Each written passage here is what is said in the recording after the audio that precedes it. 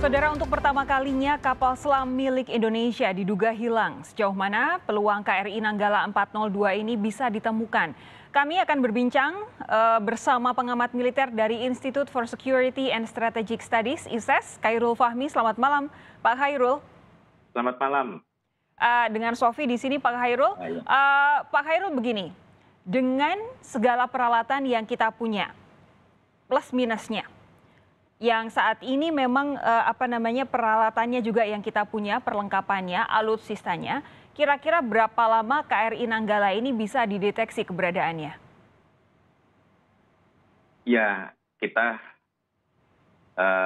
memang sangat terbatas ya kemampuan dan pengalaman kita dalam soal penyelamatan kecelakaan kapal selam ini ya, kecelakaan di bawah permukaan air ini. Kita memang kemampuan dan pengalaman kita sangat terbatas, sehingga tentunya ya kita cuma bisa berharap pencarian dan penyelamatan bisa berlangsung lebih cepat ya lebih cepat lebih baik, karena kita tahu juga cadangan oksigen di kapal selam ini sangat terbatas. Ya. Diperkirakan Sabtu sudah akan habis ya, sehingga tentunya ya kita berharap bisa Sabtu itu sudah bisa evakuasi. Ya, masalahnya cuma beberapa perangkat pendukung ya, terutama yang terkait dengan upaya evakuasi ini kan masih mengandalkan juga kerjasama dengan negara lain. Pak Khairul, sebentar, karena jawaban Anda seperti ini, saya mau coba mengembalikan dulu pertanyaan yang tadi. Kalau tadi kan saya tanya berapa lama kira-kira KRI Nanggala ini bisa ditemukan dengan alutsista yang kita miliki. Sekarang pertanyaannya lebih mendasar lagi. Sebenarnya kita punya perlengkapan tidak untuk mencari kapal selam kalau misalkan memang diduga hilang? Mencari tentu itu termasuk kemampuan dasar yang dimiliki ya.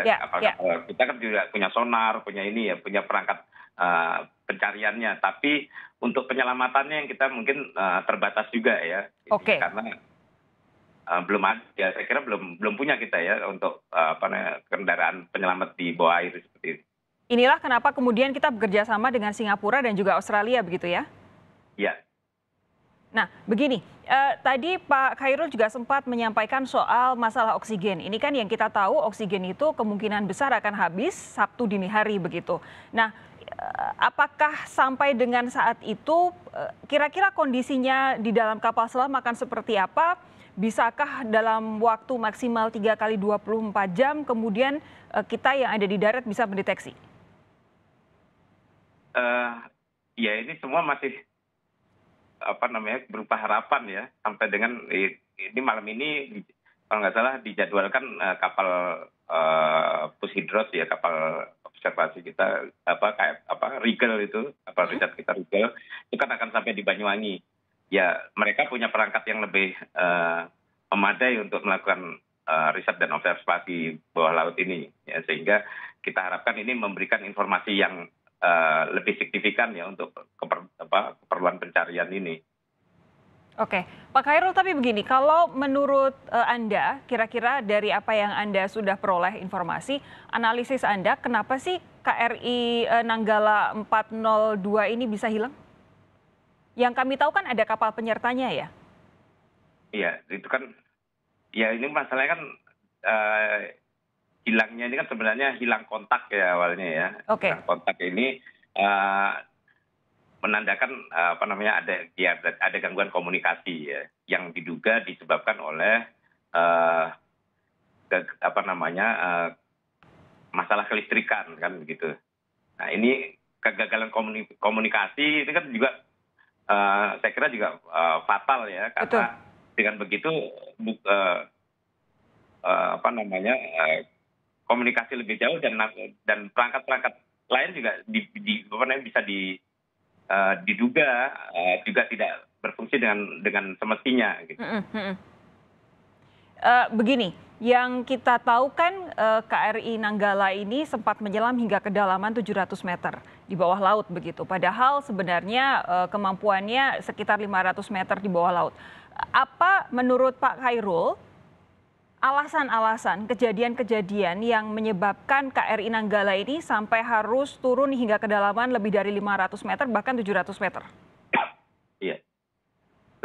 Apa namanya, turun hingga ke kedalaman 700 meter ini saya kira bagian dari kejadian ini ya, kecelakaan ini ya. Karena tentu saja apa namanya, KRI Nanggala ini artinya masuk ke kedalaman 700 meter itu bukan diduga bukan karena disengaja begitu ya? Betul, betul. Ini saya kira bagian dari apa namanya, insiden ini ya. Apa yang terjadi di bawah ini kan kapal diduga ada gangguan kelistrikan yang menyebabkan blackout. Blackoutnya ini menyebabkan mesin tidak bergerak, navigasi tidak berjalan, tidak berfungsi gitu ya, sehingga kapal stucknya ini kan apa namanya, artinya dia tidak bisa naik ke permukaan dan kalau dia berada di tengah-tengah ya dia bisa turun kan gitu. Oke, jadi kalau kemudian kemampuannya menyelam hanya sekitar kedalaman 500 meter di bawah permukaan laut, ketika KRI Nanggala ini turun hingga 700 meter di bawah laut, kerusakan-kerusakan tadi akan semakin parah begitu ya? Apa namanya, akan semakin kesulitan berkomunikasi dengan darat? Iya, ya kesulitan komunikasi dengan darat jelas ya. Bahkan kemarin kan tadi malam kan sebenarnya sudah sempat dideteksi ada sinyal lemah ya, apa namanya, sinyal lemah, tapi itu juga mungkin karena apa namanya, kedalamannya terlalu di lebih dalam daripada yang bisa sebenarnya bisa dilakukan oleh KRI Nanggala, sehingga apa namanya, komunikasi tidak mampu mencapai permukaan. Ya. Pak Khairul begini, kalau tadi Pak Prabowo di berita pengantar kita menyatakan memang mengakui bahwa alutsista kita banyak yang tua. Spesifik soal KRI Nanggala ini usianya sudah sekitar lebih dari 40 tahun bahkan. Kalau dilihat dari usianya, apakah memang sebenarnya KRI Nanggala itu masih layak untuk dioperasikan? Lalu perawatannya sejauh ini apakah sudah memadai Pak Khairul? Ya. KRI Nanggala ini secara usia memang sudah 40 tahun ya, usia yang sudah cukup lanjut gitu ya, sudah tua lah kalau kita bicara ini kapal ini ya, karena kapal-kapal terutama kapal-kapal yang untuk kebutuhan militer itu rata-rata dirancang untuk bisa beroperasi 25 sampai 30 tahun. Nah, tapi kapal ini juga sudah dilakukan peremajaan sistem. Ya sekitar tahun 2012 kapal ini sudah apa namanya, sudah dilengkapi dengan teknologi yang lebih baru gitu ya. Sudah juga apa namanya, sistem navigasi, komunikasi segala macam sudah diperbarui. Juga struktur kapal ya, termasuk misalnya ya apa namanya, permukaan kapal casingnya lah begitu, itu sudah sebagian juga sudah mengalami pembaruan gitu ya. Jadi itu upaya yang dilakukan TNI AL untuk memperpanjang lifetime kapal ini. Ya, tapi mau tidak mau memang harus diakui bahwa usianya memang sudah cukup tua begitu ya. Kalau dari Pak Khairul sendiri, analisis Anda sejauh mana sih sebenarnya urgensi peremajaan alutsista kita saat ini? Ya, peremajaan alutsista kita sudah urgen, tapi persoalannya kan kita tidak punya anggaran yang cukup untuk menjawab kebutuhan itu ya. Sementara tantangan dan ancaman keamanan di laut kita membutuhkan kapal dalam jumlah yang setidaknya mencukupi untuk kebutuhan patroli dan pengawasan di laut. Sehingga bagaimanapun kapal-kapal yang walaupun sudah tua ini ya tetap harus dipekerjakan gitu ya, dioperasionalkan. Nah, masalahnya kan kemudian kita mestinya harus juga menyesuaikan ya beban kerjanya. Nah, kita nggak tahu kemudian apakah soal beban kerja ini sudah sangat dipertimbangkan oleh pihak TNI AL sebagai yang mengoperasikan kapal. Cuman gimana? Oh, silakan Pak, lanjutkan.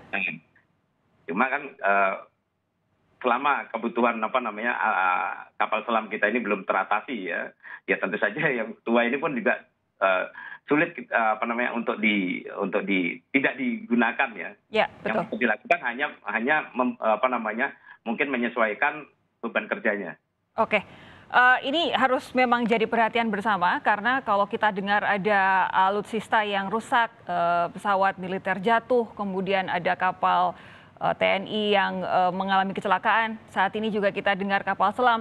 Artinya ada prajurit-prajurit terbaik Indonesia yang dikorbankan di situ, yang harus jadi korban. Ini harus jadi perhatian bersama soal peremajaan alutsista di Indonesia. Pak Khairul, terima kasih atas waktu Anda bergabung bersama kami di Kompas TV. Selamat malam, sehat terus Pak. Selamat malam Mbak, terima kasih, sama-sama sehat. Saudara, saya jeda